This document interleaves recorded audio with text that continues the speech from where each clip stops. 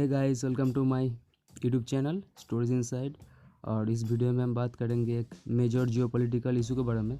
तो जैसे कि आप जानते हैं, ईरान ने रिसेंटली एक इंडिजीनियस टेक्नोलॉजी से, खुद के ज़मीन से ही और इंडिजीनियस रॉकेट से पहली बार एक मिलिट्री सैटेलाइट को लॉन्च किया है। तो ये ईरान के लिए ऐतिहासिक लम्हा है, ऐतिहासिक पल है। और इसके जो ओवरऑल इम्पैक्ट होगा रीजन में, तो उसके बारे में हम बात करेंगे। So lot of information, a lot to know. Before I begin this video, kindly subscribe to my channel stories inside और शुरू से शेष तक देखिए। अगर अच्छा लगे तो इस वीडियो को जरूर लाइक कीजिए और इस वीडियो को ज़्यादा से ज़्यादा आप शेयर कीजिए दूसरों के साथ, अपने फ्रेंड्स के साथ। And at the same time don't forget to press the bell icon and select all option to get my all videos to your notification box. Okay दोस्तों, तो चलिए शुरू करते हैं वीडियो को। तो दोस्तों, यही है बोल्ट सैटेलाइट जो ईरान ने लॉन्च किया था। और ये पूरा का पूरा इंडिजीनियस सैटेलाइट है। और ये लॉन्चिंग पैड जो सब कुछ दिखाई दे रहा है, ये सब कुछ इंडिजीनियस है, ईरान का खुद का बनाया हुआ है। ओके, तो और इसका जो नाम है, इसका नाम है नूर, NOOR। और ये नूर का मतलब ये है लाइट, LIGHT, लाइट। नूर का मतलब है लाइट। ओके, और ईरान का जो फर्स्ट सैटेलाइट था वो ईरान ने लॉन्च किया था 2009 में। वो था सिविलियन पर्पस के हिसाब से वो लॉन्च किया था और उसका नाम था कासिद। और जो रॉकेट का नाम था उसका नाम था कासिद, QACD। और इस सैटेलाइट को 2009 में ईरान ने फर्स्ट लॉन्च किया था। इसके बाद ईरान ने बहुत बार कोशिश किया लॉन्च करने का, लेकिन हर एक बार वो फेल होता रहा। और आखिरी टाइम में कुछ ही दिन पहले ईरान ने एक मिलिट्री सैटेलाइट को लॉन्च किया है, जो मिलिट्री जो प्रिसिशन गाइड टारगेट है उसको डिटेक्ट भी कर सकता है और उसकी हिसाब से वो मिसाइल से भी वो उसको मार सकता है। तो ये यूनाइटेड स्टेट्स के लिए एक बहुत बड़ा कंसर्न है और उसके हिसाब से बहुत सारा आर्टिकल भी न्यूज़ में आया है। तो हम लोग देखेंगे उस आर्टिकल में क्या क्या लिखा हुआ है। ओके, तो दोस्तों, ये है CNBC का रिपोर्ट। आप देख पा रहे हैं कि इसमें क्या लिखा है। Iran launches first military satellite इन लेटेस्ट स्वॉप फोर्स। ओके, इसका जो पब्लिशिंग डेट है वो भी दिया है April 22, 2020। और इसमें जो की पॉइंट दिया हुआ है, इसकी की पॉइंट को आप लोगों को समझना चाहिए। आप लोग अगर देखिएगा तो इसको समझ पाएंगे। तो फर्स्ट क्या है, देखिए।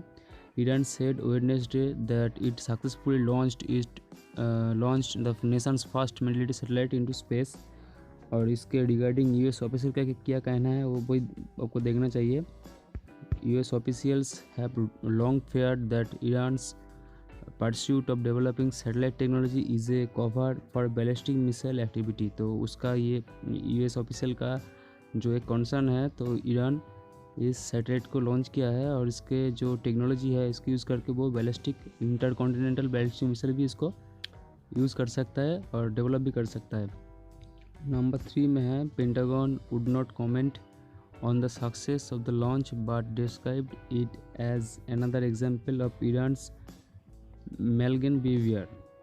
और जो फोर्थ पॉइंट है, the latest incident comes a week after Iran's first boats harassed US navy's ship in the Persian Gulf. और US प्रेसिडेंट ने क्या कहा है वो भी आपको देखना चाहिए। US president Donald Trump warned on Wednesday that the United States would destroy Iran's gunboats that harass American ships at sea. तो समुंदर में जो भी ईरान का जो भी शिप्स है जो अमेरिका को डिस्टर्ब करता है, तो उसको वो उड़ा सकता है बम फेंक के। ओके, तो ये वो सैटेलाइट का इमेज है जब वो उसको लॉन्च किया गया था। आप शायद देख पाएंगे इस पिक्चर में, देखिए। A first military satellite named Noor is launched into orbit by Iran's Revolutionary Guard in semen उसका लॉन्चिंग एरिया जो प्लेस है उसका नाम है। Iran 2020 April 22। ओके, तो 22 तारीख को ईरान ने इसको लॉन्च किया था। और इस न्यूज़ को फॉक्स न्यूज़ में भी इसको पब्लिश किया गया है। देखिए, यहाँ पर भी लिखा हुआ है, Iran launched military satellite enter earth orbit, US space command announce. तो US का जो स्पेस कमांड है वो भी इसको पब्लिकली बोल दिया था कि हाँ सही में ईरान ने मिलिट्री सैटेलाइट को लॉन्च किया है। ओके, और ये है द गार्जियन का आर्टिकल, इसमें भी आया है, आप देख सकते हैं यहाँ पर। Iran reportedly launch fast military satellite as Trump makes threat. तो ट्रम्प ने इसको थ्रेट भी दिया है, और ये थ्रेट के परवाह ना करते हुए ईरान ने इस मिलिट्री सैटेलाइट को लॉन्च भी किया है। तो ये है द गार्जियन का आर्टिकल, तो आप इसमें देख सकते हैं। Iran has claimed it has put its first military satellite into orbit, further raising tensions with the US at a time the two countries already facing off in the Persian Gulf। तो Persian gulf reason में इस दोनों country के अंदर tension चल रहा है, इसके बीच में ही कोई परवाह ना करते हुए ईरान ने अपनी टेक्नोलॉजी से ही अपना जो रॉकेट है उसको लॉन्च कर दिया। तो इस चीज़ को space.com ने भी कवर किया था। लो देखिए, आप यहाँ पर लिखा है Iran launches is first military satellite into orbit as per reports. Okay, तो इसमें ये है CNN का न्यूज़ जो पब्लिश हुआ था 22 को, और इस रिपोर्ट में लिखा हुआ है कि ये जो ईरान का सैटेलाइट लॉन्च है, मिलिट्री सैटेलाइट लॉन्च, तो यूनाइटेड स्टेट्स का एक ही डर है कि ये सेम टेक्नोलॉजी को यूज़ करके ईरान इंटरकॉन्टिनेंटल बैलिस्टिक मिसाइल भी बना सकता है। ओके, जो कि उस रीजन में एक खतरा पैदा कर सकता है भविष्य में। और जैसे कि हम सबको पता है, टोटल जो मुस्लिम कंट्री है, पूरा वर्ल्ड में टोटल मुस्लिम कंट्री 57 है, और 57 में से सिर्फ एक ही कंट्री ऐसा है जो इस सैटेलाइट लॉन्चिंग टेक्नोलॉजी को यूज़ किया है, वो ईरानी है, और दूसरा कोई कंट्री नहीं है। जैसे कि आप इस मैप में देख रहे हैं, ये पूरा वर्ल्ड का जो मुस्लिम पॉपुलेशन दिया हुआ है परसेंटेज वाइज, तो आप कलर के हिसाब से परसेंटेज आप देख सकते हैं। यहाँ पर परसेंटेज वाइज को बांटा गया है 90 to 100%, 80 to 90%, 70 to 80%, 60 to 70%, 50 to 60%, 40 to 50%, 30 to 40%, 20 to 30%, 10 to 20%, and 0 to 10%।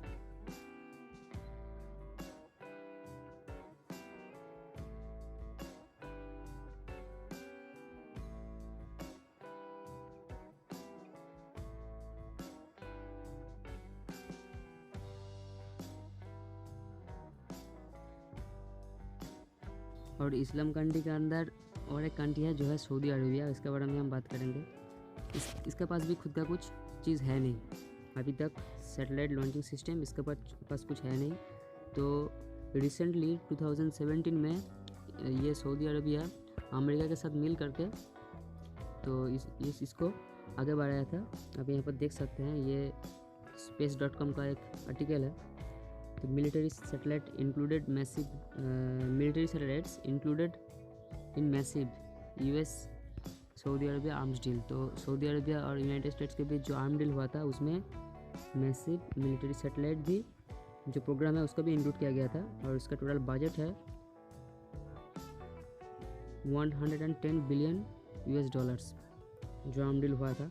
और इसके अंदर मिलिट्री सैटेलाइट डील भी हुआ था, जो US ने बोला है कि US पूरा का पूरा military satellite launch Saudi Arabia का खुद ही करेगा।